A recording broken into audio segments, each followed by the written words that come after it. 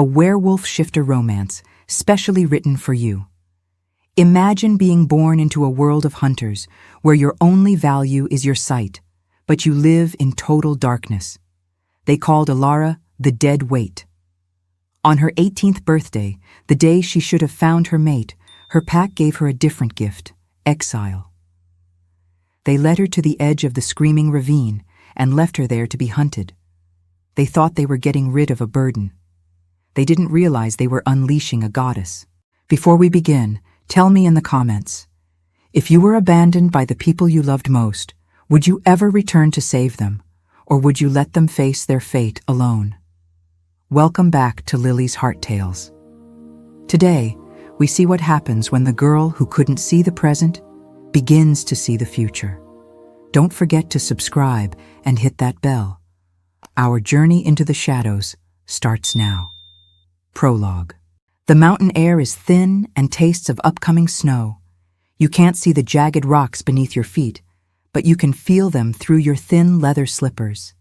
You can't see the sneer on Alpha Silas's face, but you can smell the sharp, metallic scent of his contempt. Walk forward, Elara, Silas commands. His voice is a low rumble that vibrates in your chest. The goddess has no room for those who cannot hunt. You eat our meat, you breathe our air, but you offer nothing in return. You reach out a trembling hand, searching for the rough bark of a tree, a rock, anything to anchor you. You find only empty air. Behind you, you hear the hushed whispers of your kin. These are the people you grew up with, the people who promised to protect the litter weak. Now they stand in a circle of silence, watching as you are led to the executioner's ledge. Is there no mercy? You whisper, your voice small against the howling wind. Mercy is for the strong, a female voice spits. It's Cora, the girl who was supposed to be your best friend. You're a mistake, Elara. We're just correcting it. A heavy hand lands on your shoulder. The Alpha. With a brutal shove, he sends you stumbling forward. You feel the ground vanish. You scream as your body hits the steep, icy slope of the ravine, tumbling down into the jagged darkness where the forgotten go to die. You hit the bottom with a sickening thud. Pain explodes in your ribs, and for a moment, the world goes cold. You lie in the mud, waiting for the end. You wait for the mountain lions to find you, or for the cold to take your breath. But then, the fever starts. It begins behind your sightless eyes. A searing, white-hot heat that feels like liquid lightning. You scream, clutching your head, as the bandage over your eyes begins to smolder. Suddenly, the darkness doesn't just break, it shatters. You don't see the mud. You don't see the ravine. You see a flash of a massive forest fire. You see a silver wolf falling through ice. You see the Alpha's throat being torn out by a shadow. 1,000 images, 1,000 futures, all crashing into your brain at once. You realize you aren't blind anymore. You are seeing everything that hasn't happened yet. Chapter 1. The white world does not look like the forest. To you, the trees are not brown bark and green leaves. They are shimmering, translucent pillars of probability. As you pull yourself up from the frozen mud of the ravine, you don't see the ground. Instead, you see a glowing golden path snaking through the trees. This is the primary timeline, the path of least resistance where you survive the next hour. To the left and right, thousands of faint, ghostly shadow paths flicker in and out of existence. These are the paths where you trip, where you bleed out, or where the mountain lions find your scent. You reach out to touch a nearby rock to steady yourself. The moment your skin makes contact, a temporal ripple explodes from your fingertips. For a split second, you don't feel the cold stone. You see the rock crumbling into dust 500 years from now. You see a moss-covered version of yourself sitting on this same rock 3 days into the future, eating berries you haven't found yet. It's too much, you gasp, clenching your eyes shut. But closing your eyelids does nothing. The visions are etched into your very soul. The sight doesn't need eyes, it needs a vessel, and you are the only one left. You take your first step onto the golden path. As you move, you realize you are no longer limited by the speed of sound or touch. You see a branch falling from a dead pine tree 30 yards ahead. You haven't heard the crack yet, but in your mind's eye, it hits the ground in exactly 4 seconds. 4, 3, 2, crack. The branch slams into the mud exactly where your foot would have been if you had been walking at your normal pace. You didn't even flinch. You stepped to the right 3 seconds ago because the future Elara told you to. Navigating the forest becomes a dance of precognition. You aren't just walking, you are editing your own survival, the scent of death. To your left, a thicket of thorns glows with a sickly violet hue. This is a death node. You see a vision of a predator, a starving dire wolf, waiting there in 20 minutes. By shifting your path now, you change the air currents. You change the future. The violet glow fades as the predator forgets to turn toward the ravine. The echo of sustenance. You follow a silver thread of probability to a cluster of bushes. They look gray and dead in the present, but in your vision layer, they are bursting with red berries. You reach into the thorns, guided by the sight of your hands already holding the fruit 10 seconds into the future. Your fingers find the berries with surgical precision, avoiding every thorn. As you eat, the white world begins to stabilize. The chaotic roar of a billion futures settles into a low hum. You realize that your blindness was never a curse. It was a cocoon. Your brain had to be shielded from the present so it could learn to process the always happening. But then, a dark, oily smudge appears on your golden path. It's a vision of the village. You see the alpha, Silas, holding your white eye bandage in his bloody hand. He's laughing.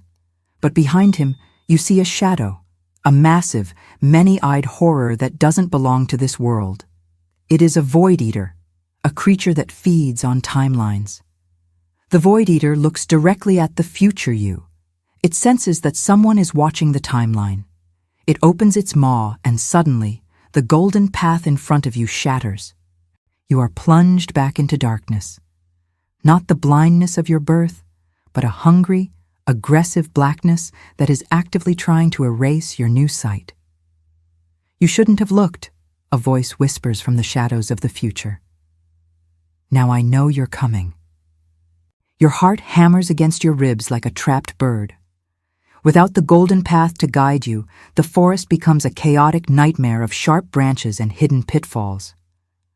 But just as the Void Eater jams your long-range sight, your survival instincts kick in. You can't see the next hour anymore, but you can see the next 3 seconds. In the white world, a red pulse ripples through the air behind you. You don't hear a growl, but you see a silhouette of a massive, mangy wolf mid-leap, its jaws aimed for your throat. The image is translucent, a ghostly preview of an event that hasn't happened yet. 3, 2, you drop to the ground. A fraction of a second later, a weight whistles through the air exactly where your head had been. The rogue wolf, a scarred exile from a rival pack, skids in the mud, confused by how a blind girl managed to dodge a silent ambush. He turns, his eyes yellow and hungry. To him, you are a meal. To you, he is a glitch in the timeline. You're going to lunge to the left, you whisper, your voice rasping. The wolf doesn't understand your words, but he acts. He feints right and lunges left. Because you saw it 3 seconds ago, you are already moving. You grab a jagged piece of slate from the ground. A stone you saw was sharp enough to cut fur, and you hold it out. The wolf practically impales his own shoulder on the stone. He yelps, backing away, his predatory confidence replaced by a primal terror. He looks at your eyes, wide, unblinking, and swirling with white nebulae. You realize that while the Void Eater is blocking your big picture, it cannot stop your immediate reflex. You are a master of the close-range future. Your next step will break your leg, you say, standing up. The wolf, panicked, tries to retreat into a rocky crevice. But you saw the structural weakness of those rocks in a flicker of white light. As he puts his weight down, the shale collapses. A heavy boulder slides down, pinning his hind leg with a sickening crunch. The predator is now the prey. You stand over him, not with malice, but with a terrifying cold clarity. "Go!" you command. "In 10 minutes, a patrol from my old pack will pass through here. If you are still here, they will kill you. If you leave now, you will find a cave to the north where you will heal." The wolf whimpers, somehow sensing the truth in your prophecy. He drags his mangy body away into the brush, his fate rewritten by your mercy. As he disappears, the temporal static begins to lift. The golden path reappears, but it's no longer just one line. It has split. One path leads back to the village, glowing with the red fire of revenge. The other leads deeper into the mountains, toward a hidden structure you didn't see before, the Vault of the Sightless. You realize the Void Eater wasn't just trying to kill you. It was trying to hide the fact that you are not the first. There were others the pack abandoned, others who saw too much, and they are waiting for you. Chapter 2. You reach a sheer cliff face that, to any normal eyes, is solid stone. But in your vision, the rock is a lie. You see a ghost door, a shimmering blue outline of a passage that existed centuries ago and will exist again when the mountain eventually crumbles. You walk straight into the stone. There is no impact. The cold rock yields like mist, and you step into a massive, hollowed-out cathedral of ice and ancient bone. This is the Vault of the Sightless. The air here is thick with temporal residue. It feels like walking through honey. You aren't just seeing your own future now. You are walking through the discarded futures of everyone who came before you. "You're late," a voice echoes. It doesn't come from the air, it comes from the timeline. You turn, and in the center of the vault, you see a figure. She is translucent, shifting between the form of a young woman and an old crone every time you blink. Her eyes are gone, replaced by two voids that drink in the light. "I am Mira," the figure says. "I was the dead weight of the pack 300 years ago. They left me in the ravine, just like you. And just like you, the Void Eater tried to claim my eyes." She gestures to the walls. You see the skeletal remains of dozens of wolves, all wearing the same white bandages you once wore. "We are the eyes of the pack," Mira whispers. "The wolves think they abandoned us because we were weak. But the truth is much darker. The elders of the pack serve the Void Eater. Every few generations, when a seer is born, they cast us out as a sacrifice to keep the creature fed. It eats our futures, so the pack can stay in a loop of power, never changing, never growing." You feel a surge of cold fury. Your abandonment wasn't a mistake or a cruel tradition. It was a transaction.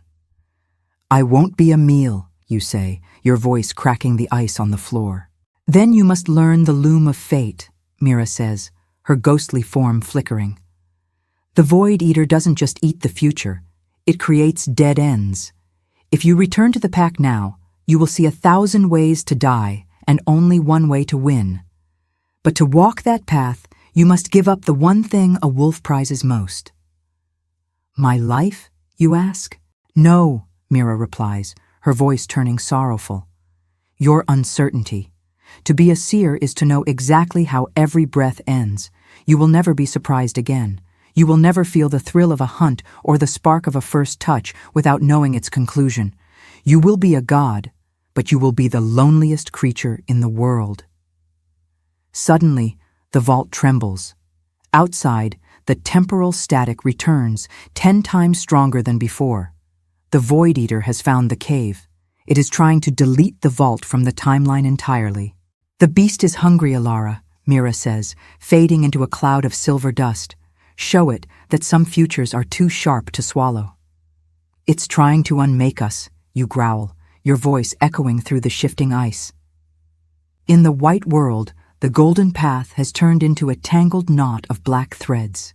The Void Eater is right outside, its presence a massive, oily stain on the tapestry of time. You can't fight a creature like this with claws. You have to fight it with choice. Mira's voice lingers in the air. "Weave the trap, Elara. use the futures it wants to eat as bait. You close your sightless eyes and focus on the loom of fate. To your prophetic vision, the air is suddenly filled with millions of glowing, vibrating strings. Each string represents a different version of the next 5 minutes. Thread A. You run. The Void Eater catches you at the entrance and consumes your soul. Thread B. You stay. The cave collapses, crushing you into the past. Thread C. You overlap. You reach out and grab 2 conflicting threads. In one, the mountain is solid. In the other, a massive avalanche occurred 10 years ago. You pull them together, forcing the is and the was to occupy the same space. The air screams as you perform temporal stitching. The Void Eater lunges into the cave, its form a shifting mass of shadow and 1,000 lidless eyes. It opens its mouth to swallow your timeline, but instead of now, it swallows the avalanche. The creature chokes. Within its ethereal throat, thousands of tons of phantom snow and rock from a decade ago suddenly materialize. It didn't eat a girl. It ate a natural disaster. The Void Eater thrashes, its many eyes turning white as it tries to digest 10 years of mountain history in a single second. This is your moment. You don't strike its body, you strike its source. You find the thread that connects the creature to the pack elders. It's a thick, umbilical cord of dark energy, pulsing with the stolen lives of the seers who came before you. With a mental blade forged from the great stillness, you cut it. The snap is deafening. The Void Eater lets out a silent, soul-piercing shriek as it is untethered from the world. Without the pack's sacrifices to feed it, the creature begins to unravel, its shadow mass dissolving into the very snow it tried to consume. The vault goes silent. The temporal static vanishes, replaced by a clarity so sharp it hurts. You stand alone in the ice. You have defeated a god of the void, but Mira's warning rings in your ears. You are now the only seer left. The tether is broken, which means the pack elders will know. They will feel the hunger of the Void Eater's absence, and they will come for you. You look down at your hands. They are no longer trembling. You see the path forward. It's a single narrow line of brilliant white fire leading straight back to the village. I'm not the dead weight anymore. You whisper to the ghosts in the walls. I'm the ending. Chapter 3. You reach the perimeter of the village just as the sun begins to set. A sun you cannot see with eyes, but which appears as a fading amber pulse in your white world. The pack is in disarray. Without the Void Eater to stabilize the timeline, probability leaks are beginning to haunt the village. Milk is curdling before it's poured. Hunters are missing shots they've made 1,000 times. The elders are frantic, feeling the cold starvation of their dark god. You don't enter the village. You stand on the Whispering Ridge, the very spot where Silas gave the order to abandon you.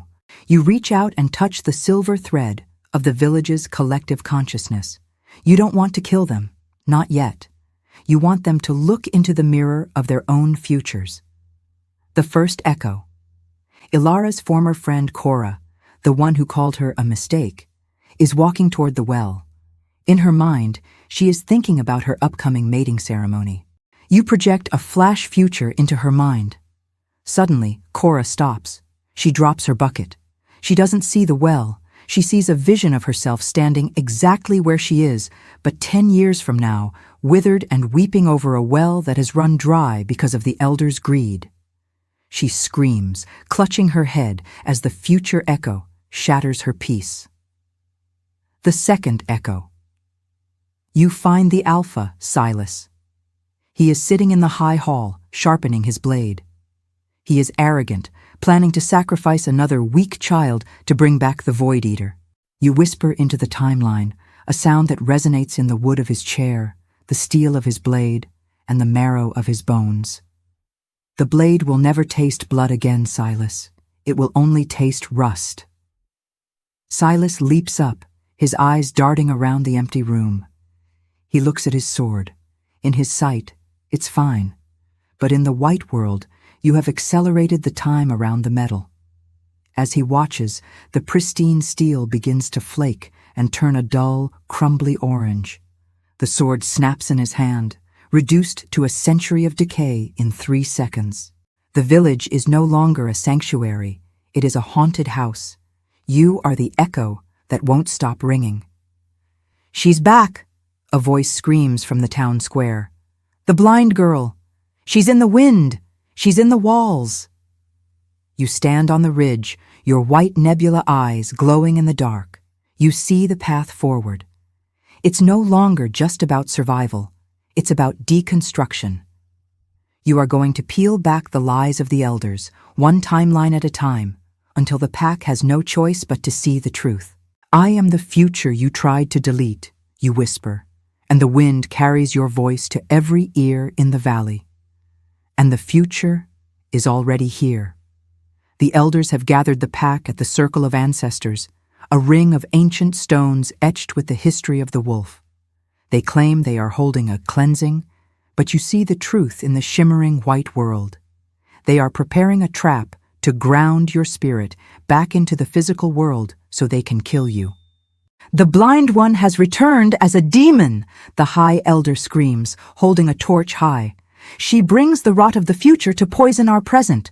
We must cast her spirit into the abyss." You don't hide. You walk into the center of the circle. The crowd parts like a dark sea, their eyes wide with a mix of terror and awe. You look exactly as you did when they abandoned you, mud-stained and pale. But your eyes are 2 swirling galaxies of silver and white. "You speak of poison," you say, your voice resonating through the stones. "But you are the ones who fed the pack to a monster for 100 years.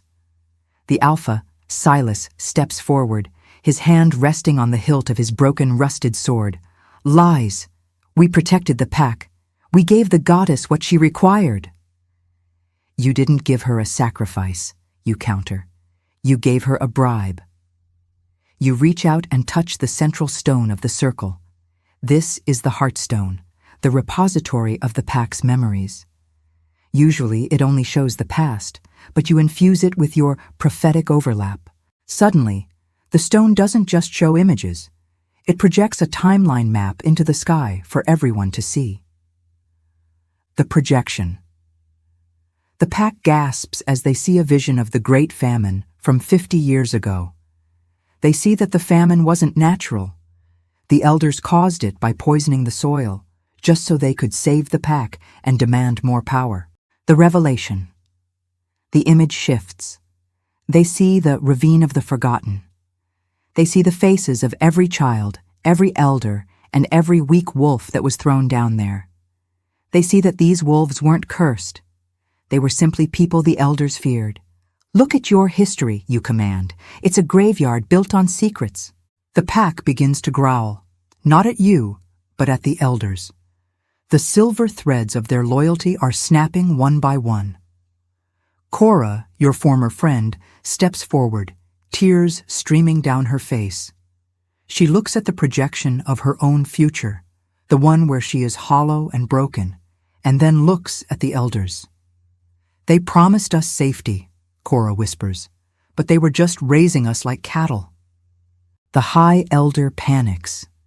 He tries to ignite the soul-binding circle to trap you, but you've already seen his hand move. 3 seconds before he drops the torch, you kick a stone. The stone hits a hidden pressure plate in the ancient floor, causing a jet of water from a hidden spring to douse the flames. "The future doesn't belong to you anymore," you tell the elders. The pack closes in. It isn't a massacre, it's a deposing. The warriors don't use their claws. They simply turn their backs on the elders, a gesture of total rejection that strips a wolf of their rank more effectively than death. As the elders are led away to the very ravine they used as a trash heap, Silas stands alone in the center of the circle. He looks at you, his alpha pride shattered. "What happens now?" he asks, his voice trembling. "If you see all futures, what is left for us?" You look at the horizon. The golden path is no longer a single line. It has shattered into a million beautiful, glowing possibilities. For the first time in a century, you say, a small smile touching your lips, the future is a secret. Chapter 4. The pack gathers in the town square, looking to the blind girl they once discarded. You are no longer Elara the burden, you are Elara the map. But you know that if you simply tell them what to do, they will become dependent on your eyes. You don't want to be their crutch, you want to be their multiplier. The Iron Fang are coming, you announce. They outnumber us 3-1. They have armor, and they have the hunger of those who have never lost. Then we are dead, a young warrior mutters, his tail tucked. No, you say, your voice cutting through the defeatism like a silver blade. They have numbers, but we have synchronization. You begin a training regime that the world has never seen. You aren't teaching them how to bite harder. You are teaching them how to exist in the in-between. You pair the warriors off. You don't let them look at their opponents. Instead, you have them close their eyes and listen to the temporal hum you've taught them to sense. The blind strike. You stand in the center of the field. You throw a handful of stones into the air. Before they even reach their peak, you call out names. Cora, left, Silas, high, Tor, behind. The result, because they trust your voice, they move before their brains can process the trajectory. They catch every stone. They realize that by cutting out the reaction time of the physical world, they can move twice as fast as any enemy. You lead the Alpha and the lead scouts to a map of the valley carved in the dirt. But the map isn't static. You use your white world to project translucent ghosts of the enemy's likely movements onto the ground. If they attack the front gate, Silas points out, we'll be crushed by their momentum. They won't attack the gate, you correct him, your eyes swirling with nebula light. I have seen 17 versions of the next 2 days. In 16 of them, they use the Ravine of the Forgotten to sneak behind our lines. They think we won't be guarding the place where we throw our trash. You show them the golden strategy. 1. The false retreat. Half the pack will stay at the gate, pretending to be disorganized and terrified. 2. The gravity trap. The other half will wait in the ravine. You show the scouts exactly which boulders to loosen. You aren't just placing an ambush. You are placing it at the exact temporal node where the enemy's morale will be at its lowest. As the moon rises on the eve of the battle, the pack is transformed. They aren't just wolves anymore. They are a living algorithm. They move in eerie silence, stepping over branches before they break, turning their heads before a sound is made. You stand alone on the ridge, looking toward the pass. The black tide of the Iron Fang is visible now, not just in your visions, but as a smudge of torches on the horizon. They think they are coming to a slaughter. You whisper to the wind. They don't realize they are walking into a script I've already written. The Iron Fang warriors move through the narrow pass of the ravine, their obsidian-tipped spears gleaming. They move with a brutal, chaotic energy, confident that the weak Stoneclaw pack is still reeling from the exile of their elders. You stand on the highest spire of the ravine, your white nebula eyes wide and unblinking. You aren't just watching them, you are clocking them. In your mind, the entire ravine is a grid of math and destiny. Now, you whisper, but your voice is carried to your warriors through the lunar link you established during training. The trigger. Silas and his scouts don't wait for a signal fire. They act on a specific temporal count you gave them. At exactly 03:14:02, they cut the ropes of the pre-loosened boulders. The Iron Fang Alpha looks up, but he is too late. Because you calculated the wind resistance and the weight of the shale, the rocks don't just fall, they funnel the invaders into a killing zone, a tight circle where their numbers mean nothing. The Phantom Maneuver. As the dust settles, the Stoneclaw warriors lunge from the shadows. To the Iron Fang, it feels like they are fighting ghosts. When an Iron Fang soldier thrusts his spear, the Stoneclaw warrior has already tilted his body an inch to the left. When 3 enemies try to surround a single scout, the scout is already leaping toward a ledge that was empty a second ago but is now occupied by backup. "They're reading our minds!" an Iron Fang lieutenant screams before being pinned. "No," you murmur from the ridge, your hands moving through the air as if you are conducting an orchestra. "We are simply reading the next page of your book." The Blood Alpha's Gambit. Sensing the collapse of his front lines, the Iron Fang Blood Alpha unleashes his dark magic. He lets out a roar that ripples the air, casting a berserker haze over his men. Their eyes turn a violent crimson and their speed triples. They begin to break through your golden strategy by sheer force of will, defying the probabilities you set. You feel the golden path begin to flicker and fray. The berserker haze is a chaotic variable. It's an act of madness that the timeline didn't account for. "Elara!" Silas's voice cracks in your mind. "The line is breaking. They're too fast." You don't panic. You look deeper into the white world. You see a million red threads of rage clashing with your silver threads of logic. To win, you have to do something no seer has ever dared. You have to step into the present. You jump. You don't fall. You see every protruding rock and gust of wind, using them to guide your descent until you land softly in the center of the battlefield, directly between Silas and the Blood Alpha. The Blood Alpha laughs, his massive claws dripping with dark energy. The blind prophet comes to die. "Tell me, girl, did you see your heart stopping today?" "I saw 2 versions of this moment," you say, your voice cold and steady. "In one, you kill me and burn this valley. In the other, I show you the one thing you can't fight."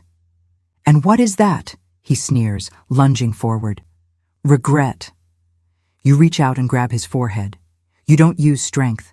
You flood his mind with the prophetic echo of the families he destroyed to get here.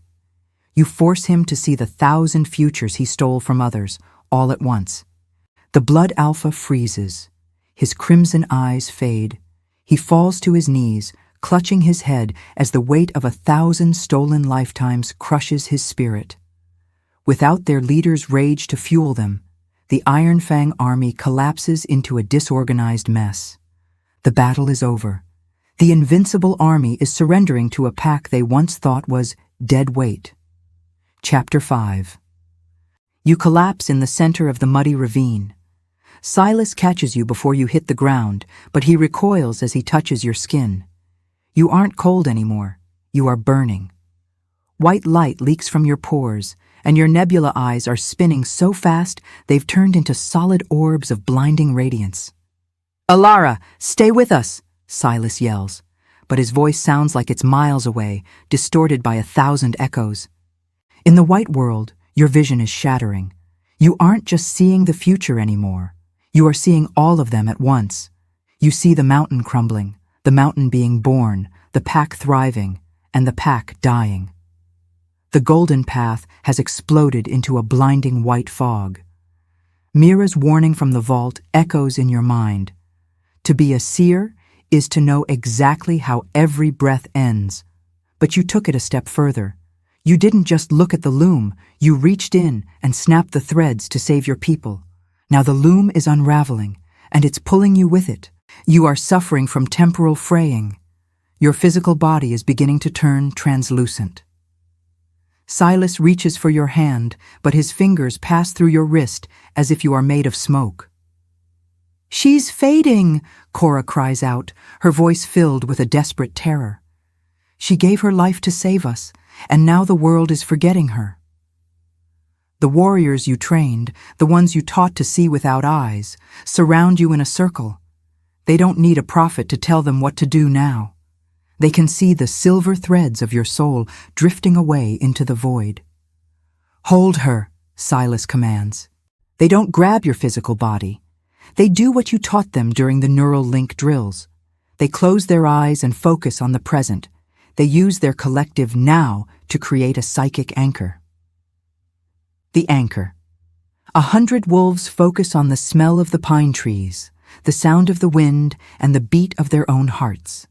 They create a wall of absolute reality around you, forcing the chaotic timelines to stay out. The weight. You feel their focus hitting you like a physical weight. It's heavy, dull, and painfully human. It pulls your spirit back from the stars and slams it back into your aching, broken ribs. The white light recedes. Your eyes fade back to a clouded, sightless gray. You are no longer translucent. You are solid, bleeding, and exhausted. You gasp for air, the smell of mud and blood filling your lungs. For the first time since the awakening, you can't see the next 10 minutes.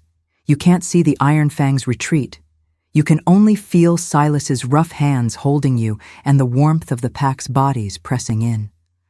"I can't see," you whisper, panic rising in your chest. "Good," Silas says, his voice thick with emotion. "For once, Elara, just be here with us."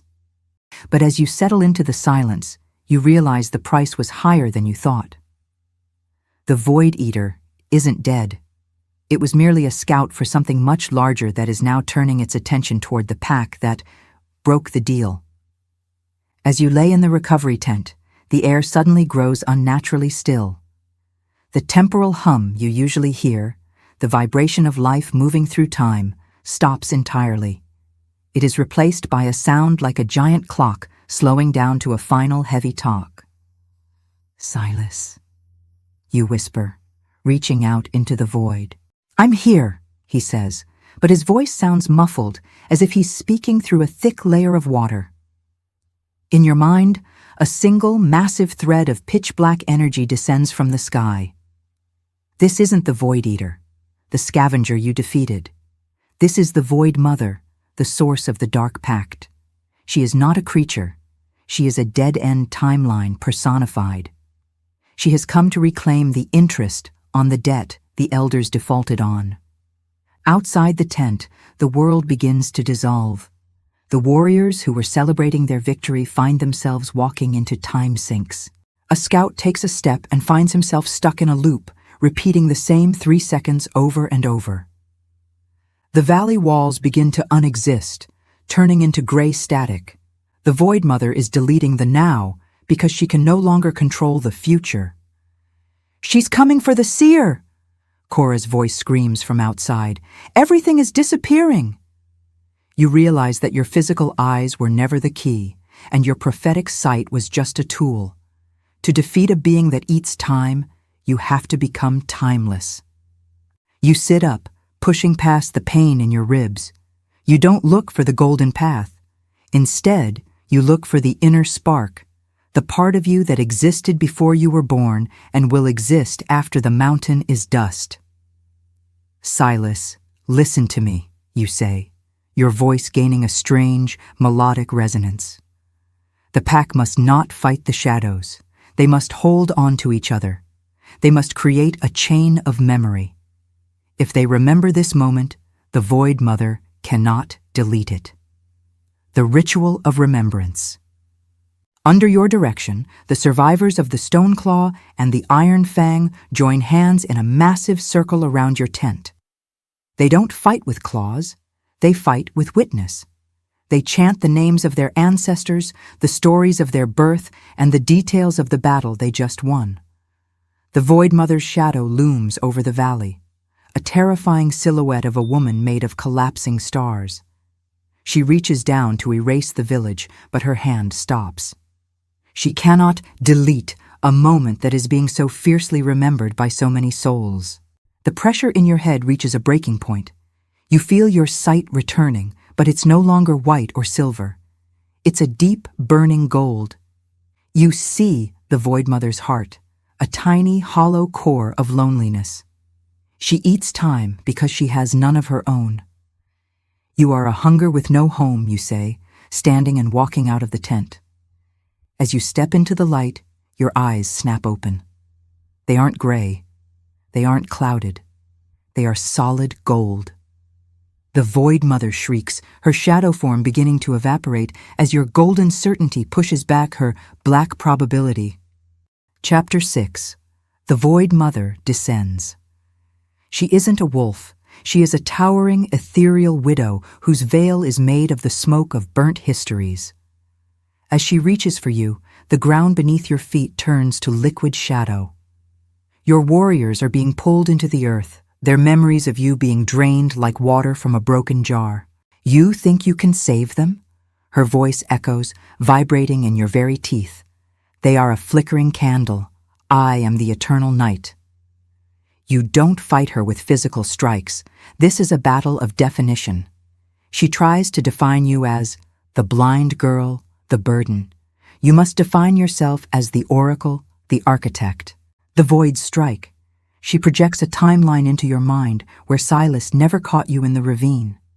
You see your body broken at the bottom, cold and alone. The Seer's counter.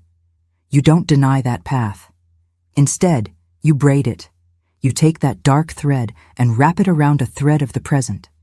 You show her that the broken girl is the foundation of the Golden Queen. You realize the Void Mother's weakness. She can only exist in the what if. She thrives on the fear of what might happen. To kill her, you must force her into the what is. Pack! Listen to my voice, you scream, your golden eyes illuminating the entire valley. Stop looking at the shadows. Look at the person standing next to you. Touch their fur. Feel their breath. Stay in the now. As the pack focuses on the absolute physical reality of the present, the Void Mother's power begins to stutter. She is a creature of infinite possibilities, and the singularity of the present is poison to her. You reach into the center of her chest, the hollow core where she hides her heart. You don't find a heart. You find a void seed, the original dark thought that started the pack's curse centuries ago. I see your end, you whisper, and it's beautiful. You don't crush the seed, you fill it. You pour every vision of a happy future, every sunrise you've predicted, and every laugh of the children you saved into that hollow space. The Void Mother cannot contain hope. It is a variable her logic cannot process. Her shadow form begins to crack, gold light leaking from the fissures in her veil. With a final, silent scream that echoes through time itself, the Void Mother explodes. The violet sky shatters like glass, falling in harmless, sparkling shards that melt before they hit the ground. The weight lifts. The dead-end timelines vanish. The valley is returned to the physical world, bathed in the soft, honest glow of a real moon. You fall to your knees, the golden fire in your eyes slowly cooling into a steady, permanent amber. You are exhausted, your powers drained to their limit, but for the first time in your life, the white world is quiet. Is it over? Silas asks, stepping out of the shadows, his hand reaching for yours. You look at him. You don't see his death. You don't see his betrayal.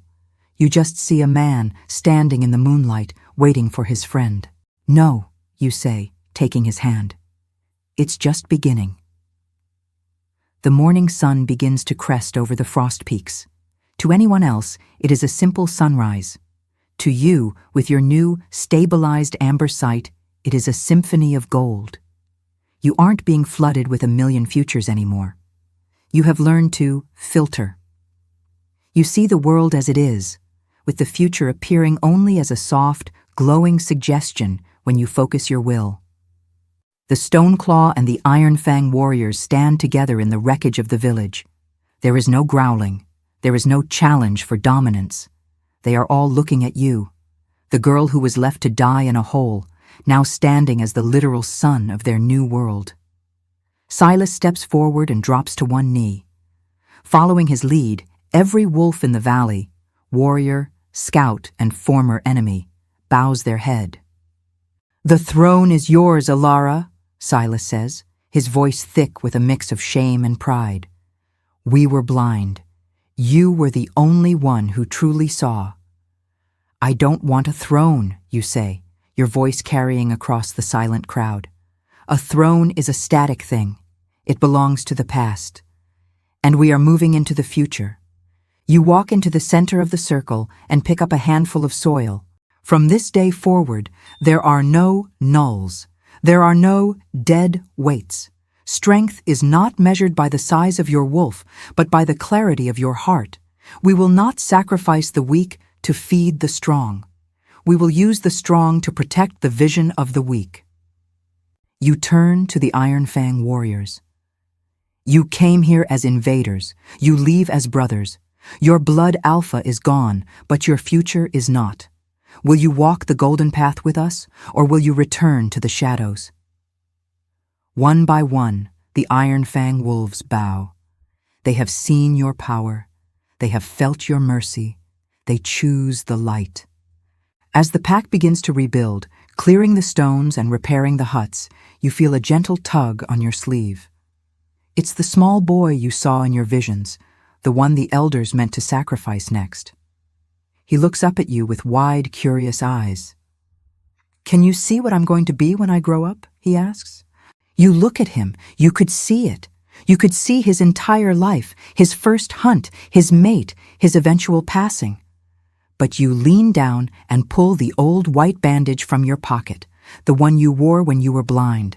You wrap it loosely around his hand like a ribbon. "No," you say, smiling, "and that is the best gift I can give you. Your life is yours to write, little one. I'm just here to make sure you have the pen." You look up at the horizon. For the first time, the white world is blank. It is a clean slate. You take a deep breath, savoring the smell of the damp earth and the sound of the pack working together. You are no longer the girl the pack abandoned. You are the architect of fate. The epilogue, 10 years later. The Stoneclaw Valley is the jewel of the Northern Territories. It is a place of peace, guarded by the Seer's Guard, an elite group of warriors who move with a supernatural, unified grace. You sit on the Whispering Ridge, your amber eyes looking out over a thriving city of stone and wood. You are older now, your hair streaked with silver that matches the glow of your power. You aren't a queen, you are the High Oracle. Silas sits beside you. He is gray-muzzled now, his days of fighting mostly behind him. "Do you ever miss it?" he asks. "The chaos? Not knowing what comes next?" "I never don't know, Silas," you tease, nudging him with your shoulder. "But I've learned the greatest secret of the sight." "And what's that?" "The future is only worth seeing because of the people you share the present with." You lean back and close your eyes. You don't look at the next year. You don't look at the next century. You simply listen to the heartbeat of the pack, steady and strong, echoing into a tomorrow that is finally, truly free.